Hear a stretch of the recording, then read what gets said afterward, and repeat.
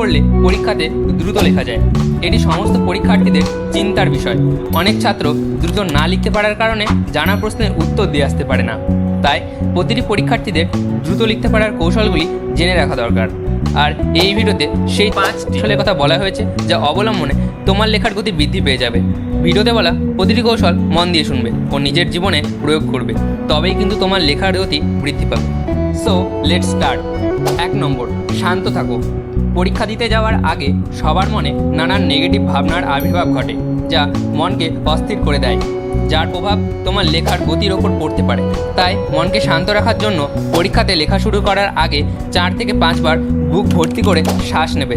তখন দেখবে সমস্ত নেগেটিভ ভাবনা পালিয়ে গেছে, মন তোমার শান্ত হয়ে গেছে এবং তোমার লেখার গতি বজায়ও আছে। 2 নম্বর, কলম নির্ধারণ।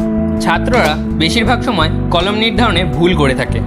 তাই যখন তুমি কলম কিনতে যাবে তখন হালকা, সরু ও রবারের গ্রিপযুক্ত কলম কিনবে, কারণ অন্যান্য কলমের থেকে এই ধরনের কলমগুলি দিয়ে লেখা অনেক সুবিধাজনক হয়।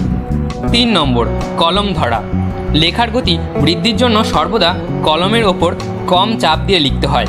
এছাড়া তর্জনী ও বৃদ্ধাঙ্গুল কলমের ওপরে ও মধ্যমা কলমের নিচে রাখতে হয়, তবে লেখার গতি বৃদ্ধি পেতে বাধ্য। 4 নম্বর, অনুশীলন।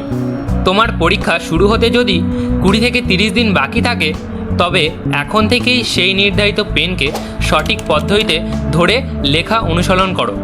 দেখবে পরীক্ষার হলে তুমি সবার আগে লেখা শেষ করছো।